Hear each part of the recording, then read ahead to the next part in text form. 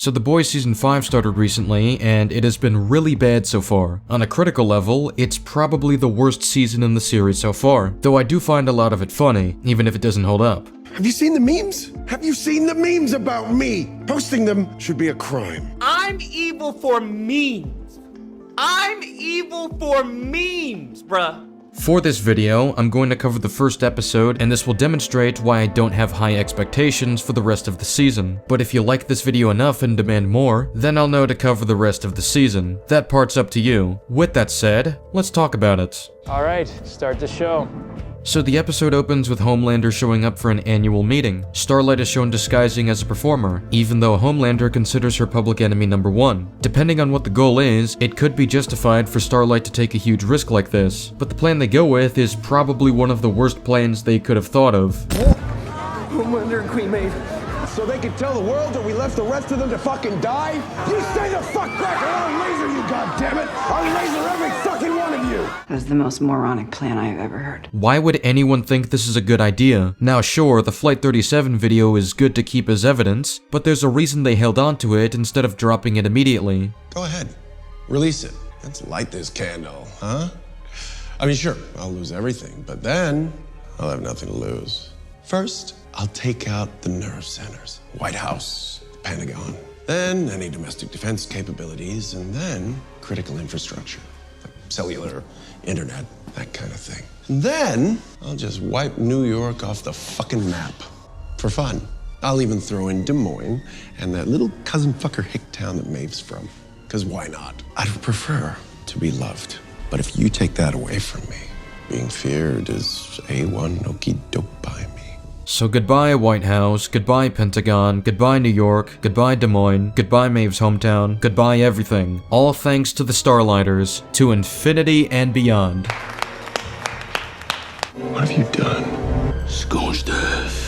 This isn't just a dumb plan for the characters to commit to, it's a flat-out character assassination for each and every person who agreed to this. The entire reason they didn't release the video was because Homelander would cause mass genocide, so with that knowledge, they decided to release the video. Good job. Homelander plans to go off on his audience as a result, but then gets stopped by Sister Sage. Okay, well, what about Starlight? He would have used his super hearing and super speed to search the entire location. He wouldn't give up until he found the person responsible for this. On top of this, how didn't he already know that Starlight was here? He has the super hearing to hear explosions from blocks away. He surely would have caught on to Starlight causing tons of noise from her fight with Black Noir. Hello?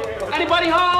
The show cuts away and pretends as if Starlight could have escaped this, and shows Sister Sage saying the Flight 37 video is an AI video. And to be absolutely fair, this is the best reason they could have given for why Homelander still has supporters after this. And if the context for its release wasn't this bad, it could have actually been a strong decision. On a logistical level, the context for why it's out doesn't make any sense. However, I do think the idea in isolation is a solid commentary on how dangerous generative AI can be when it's left unchecked. Because yeah, real evidence of real crimes can be dismissed if AI becomes advanced enough to easily generate fake evidence like this. And if that possibility isn't accounted for, then you can believably frame someone for a crime with a prompt. It's frustrating because this actually could be effective commentary, until you realize that the video only released because of numerous character assassinations. So this was definitely a huge missed opportunity. It's also a very unsatisfying payoff when this has been built up for quite some time. Imagine how impactful it would be if Homelander was finally defeated and the video was released for everyone to see him for who he is. That opportunity is now wasted, and the discussion of AI seems to mostly have dropped after this moment, so the commentary isn't even expanded upon any further. It doesn't lead to any larger, more meaningful discussion. And while we do have a few episodes left to see if it does, it hasn't so far as of this recording, and 5 episodes are out. So it seems like it's not going to be much of a focus despite how pivotal this is to discrediting the Flight 37 video.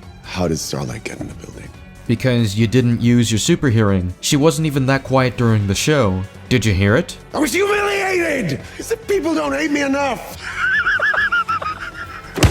Have you seen the memes? Have you seen the memes about me? Listen, Homelander, I understand that memes are offensive to you, and I'm very sorry they offend you, but oh, what am I saying? I got nothing. Posting them should be a crime.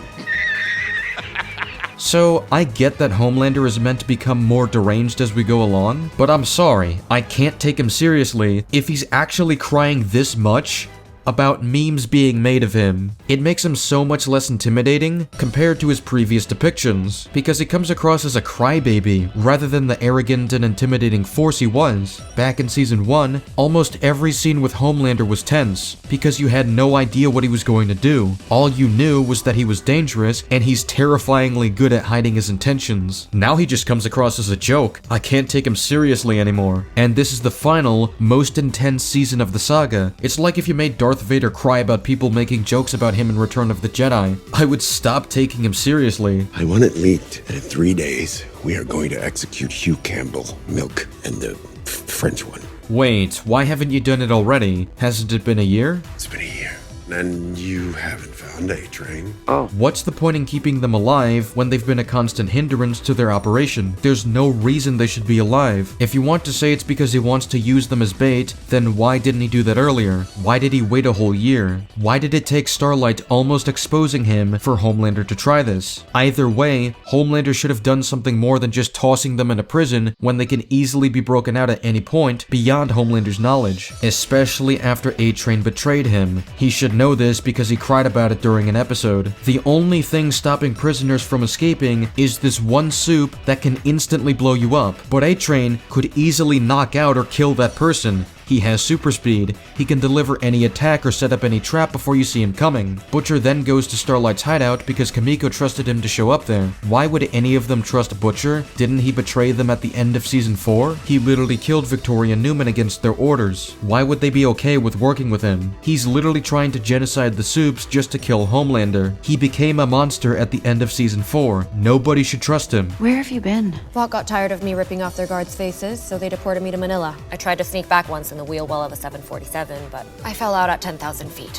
Why would they deport Kimiko instead of straight up killing her? Don't they have a soup capable of blowing people up in one go? Why isn't that an option? Why not put her in a maximum security prison that she couldn't break out of no matter what she does? What do they need to do? Fate her? Homelander is fine with executing and torturing people. Surely he'd be fine with entrapping her forever. How did you find me? Oh, ways and means, love. That doesn't explain anything. Starlight didn't trust him with the location. She could be anywhere in New York and Butcher wouldn't know. I guess Kimiko didn't know either because if she already knew, why would Starlight ask Butcher how he knew? It would have been obvious at that point. How did you get these? Flyby, you've known where the guys are this whole time? So how come you didn't spring then?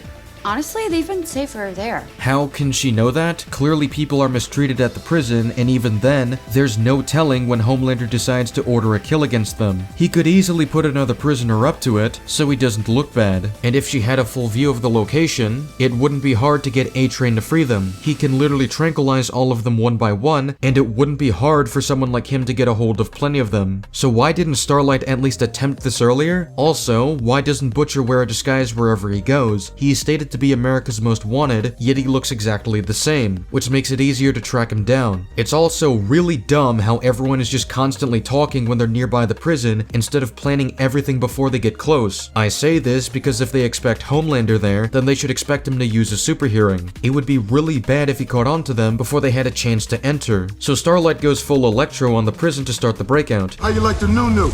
In the process, one of them gets destroyed by a soup immediately. That same soup doesn't use this ability when looking at the boys trying to escape, which allows Butcher to retaliate very easily. So this just creates plot armor for the boys, and Homelander only shows up way later in the fight after Butcher overpowers the soup. Homelander should have been attentive the entire time. He would have prevented Starlight from relocating anybody out of the prison. He would have easily killed anyone trying to escape. He also tries looking around and checking under objects to find Butcher, as if he doesn't have X-ray vision to check. All of this makes Homelander look dumb, and again, creates plot armor for the boys. A-Train eventually returns once he realizes that his help is needed. And I will say, the A-Train stuff is the best part of the episode. The character work for A-Train actually holds up on its own, and he's probably the most believable character we have on screen. He has some good interactions with people in the episode, so I have nothing to criticize there. And I did like how he was sent off by the story. It ends with him not being scared of Homelander, and that deeply gets to him, in spite of having A-Train dead to rights. That part of the episode is good. good, but everything else just doesn't work. And I know this is going to bleed into episode 2, but how did Homelander lose the rest of the team? He has super speed, and he can use his hearing to track them down. It shouldn't be hard for Homelander to catch up to any of them. Well,